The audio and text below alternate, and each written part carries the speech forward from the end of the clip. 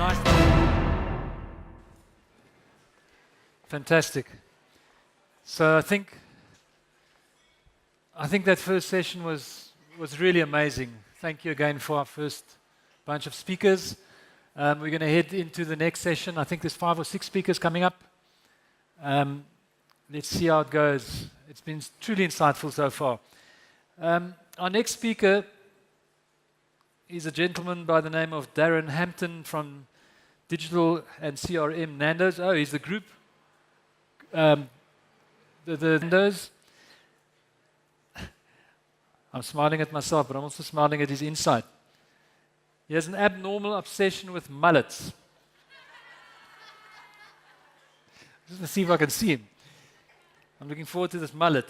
Then Darren and his wife owns a food truck which they called Morning Glory. And he was in a garage band in high school, and he says they were truly awful. And most amazing of all, his naked insight is his eyes don't fully shut when he sleeps. So we purposely didn't put him in the graveyard shift today. So let's see if you can keep your eyes open and share how Nando's and what they've done in South Africa. He's going to talk about the way that Nando's exposes South Africa. So let's welcome to the stage Darren Hampton. No mullet. No mullet, yeah. I'm actually about to be a father, and it's my life ambition to actually grow a mullet on my new child, so heaven help him. Anyway, that's aside. Cool, thank you so much.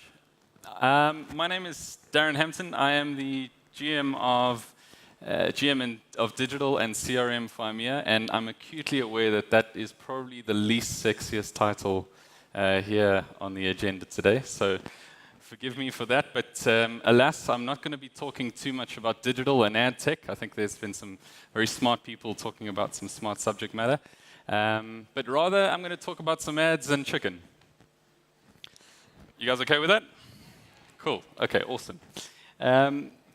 In keeping with the theme, I thought it would be a good opportunity for us to look at Nando's. It's recently celebrated 30 years last year, and there are certain principles of Nando's marketing that have stayed the same over those 30 years, and there's certain things that have changed as the context within which we operate changes, and that being South Africa. And all of us know here that South Africa is certainly not a boring place to live in, right? So, to do that, I'm quite aware that I'm going to try and summarize 30 years worth of marketing within 15 minutes. So I'll do my best to do that. So let's cut the small talk and get straight into it.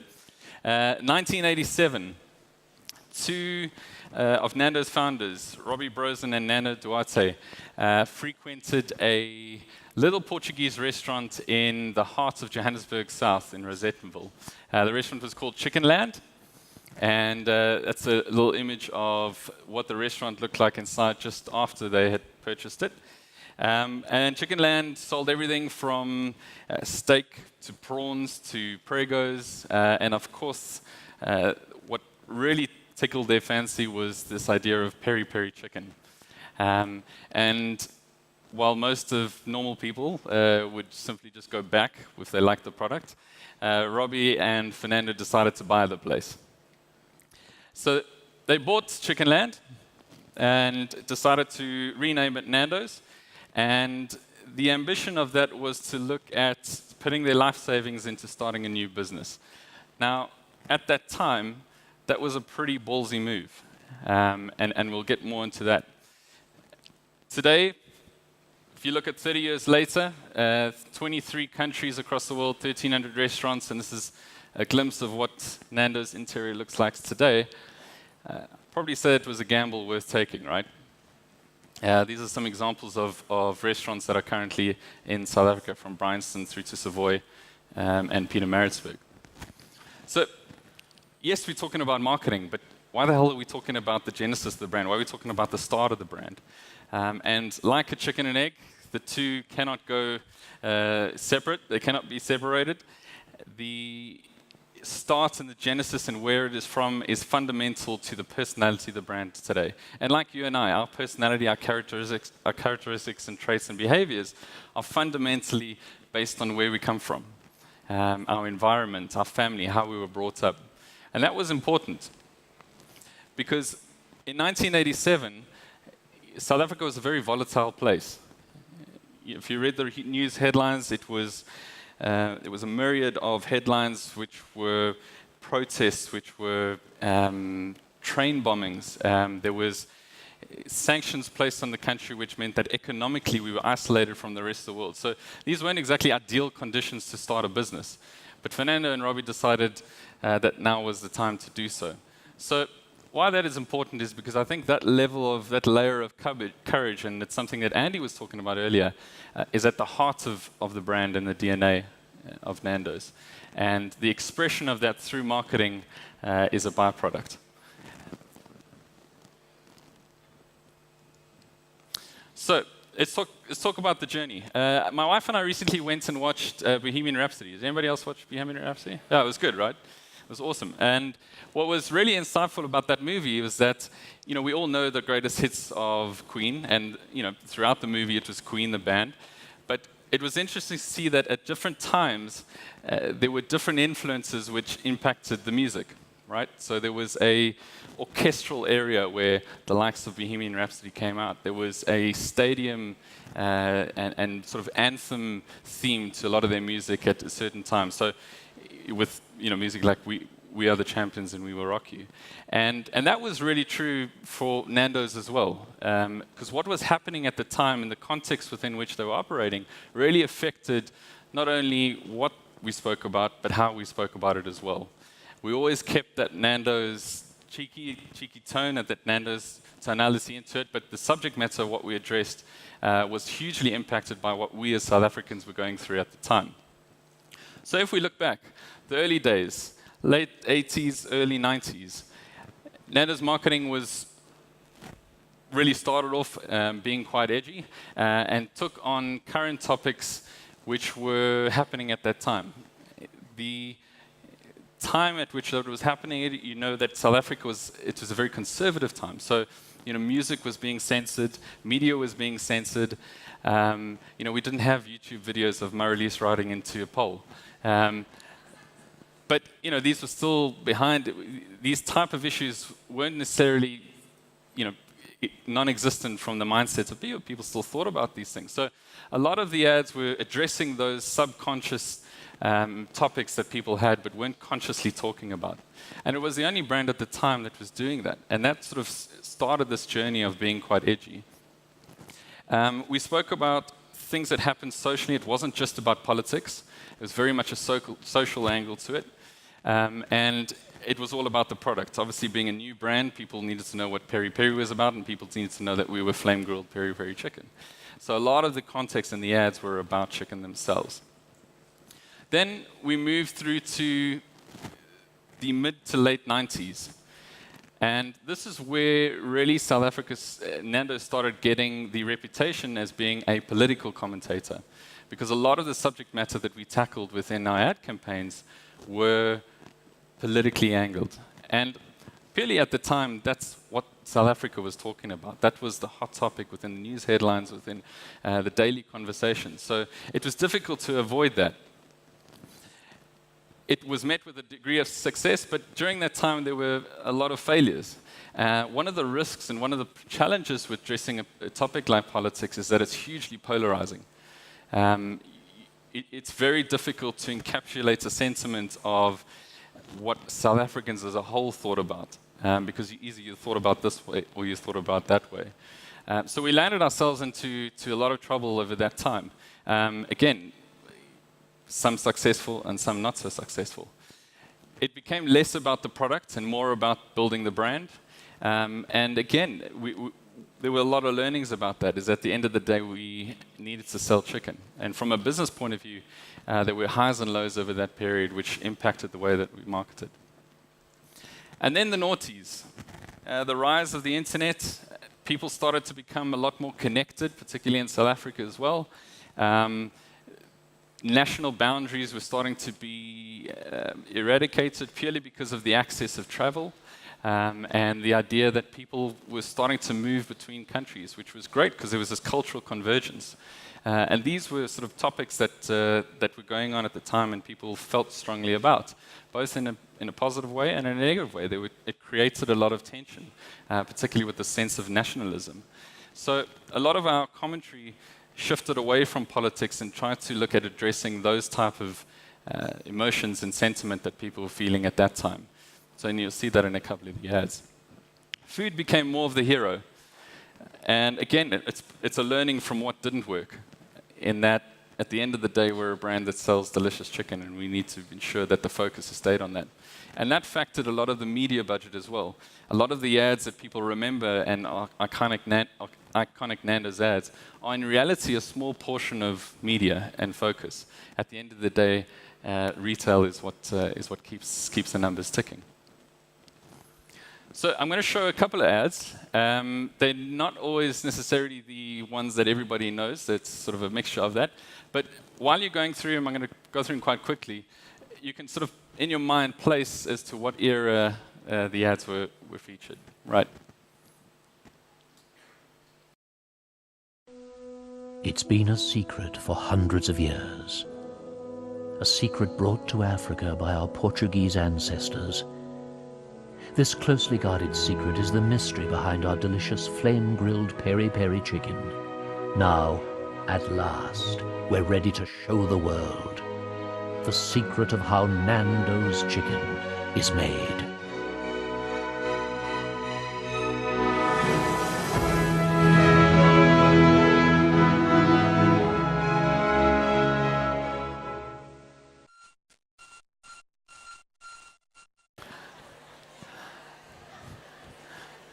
You can see the age demographic. If most people see that first time, like, okay.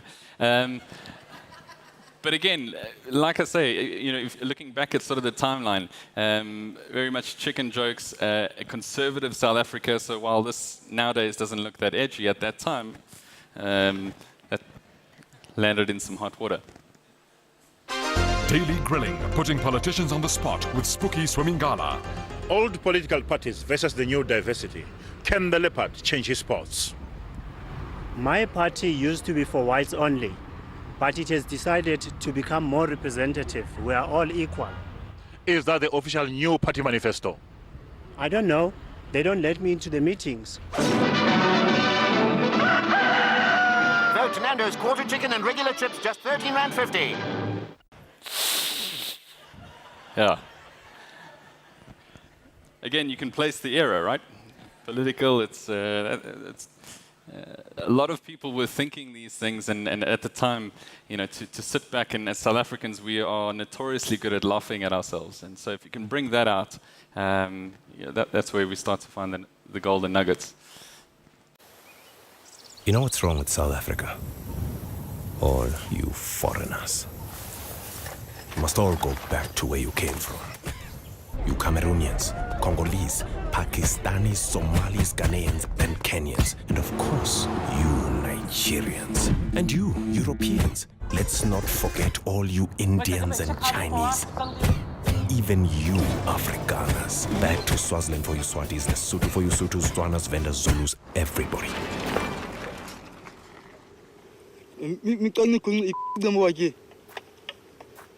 Real South Africans love diversity. That's why we have introduced 2 more items, new peri-crusted wings and delicious chinchado and chips. That's at the plight of xenophobic attacks, a very tense, a very volatile time. And when you actually look at it, just the nature of South Africa and the fruit salad of cultures and ideologies, we're all foreigners essentially. And so that was an interesting time. I've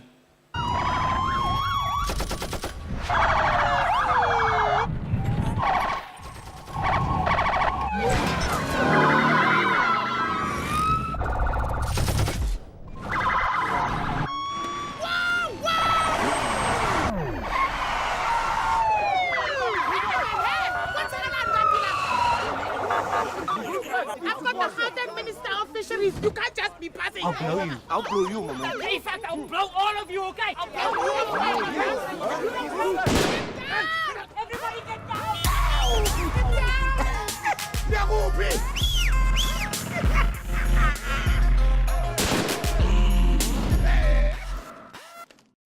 So that again, I mean, all of us as South Africans, when you're stuck on the M1 and you see the blue light brigade, I mean, that was a general sentiment. It wasn't conscious. It was, you know, it was in our subconscious, but it was something that we all, as a majority, had the same view on. We'd be like, yeah, that is, and is irritating. And then the subtle hint at the end is, it's just another day. You know, sometimes you have to laugh at ourselves.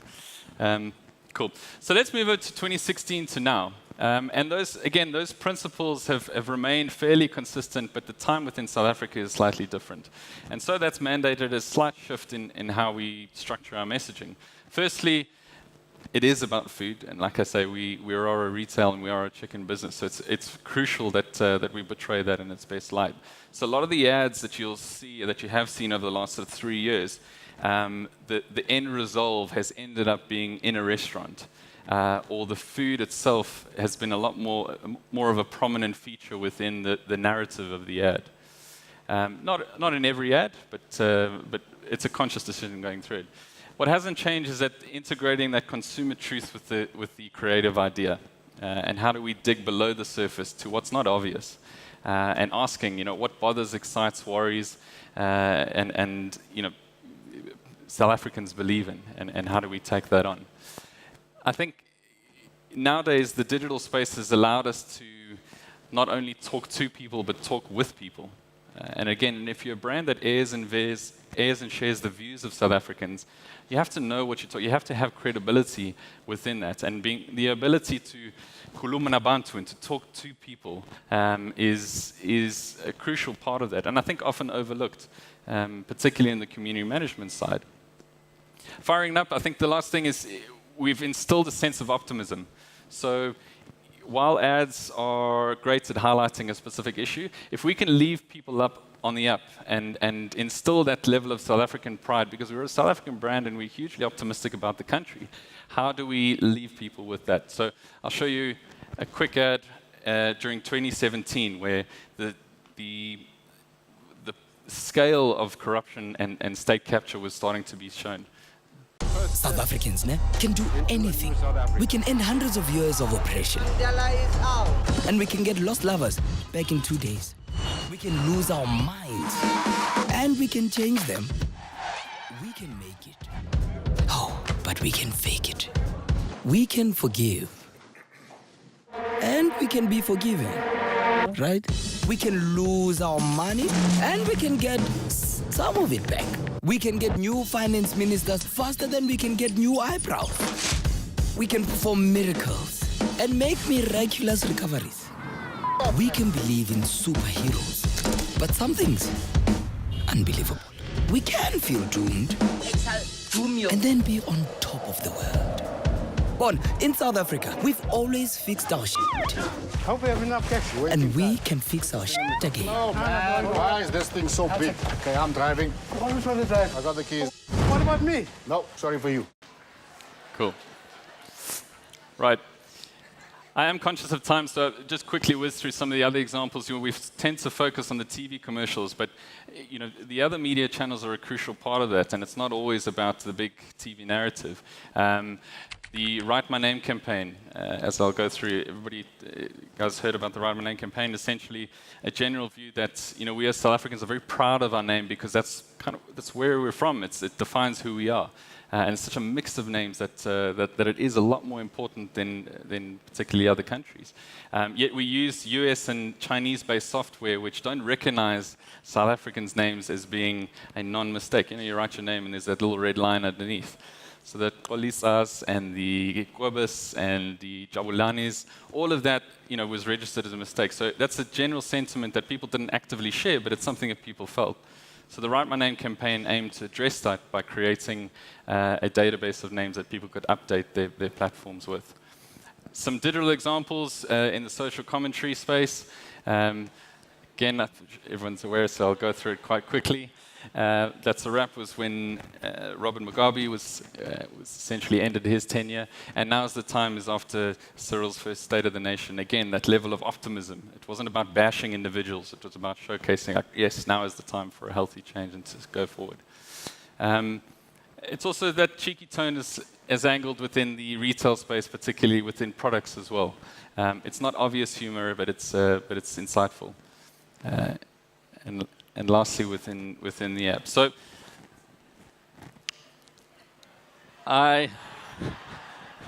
we actually put this billboard app where there were roadblocks. So if you don't know the translation, it means now the police can buy their own drinks.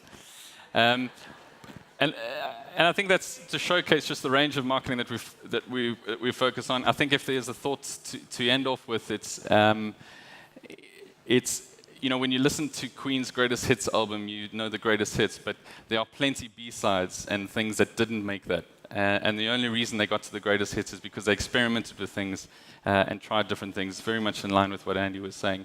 And with as many successes, there are plenty failures. People either forget it or it's just ignored. So go for it.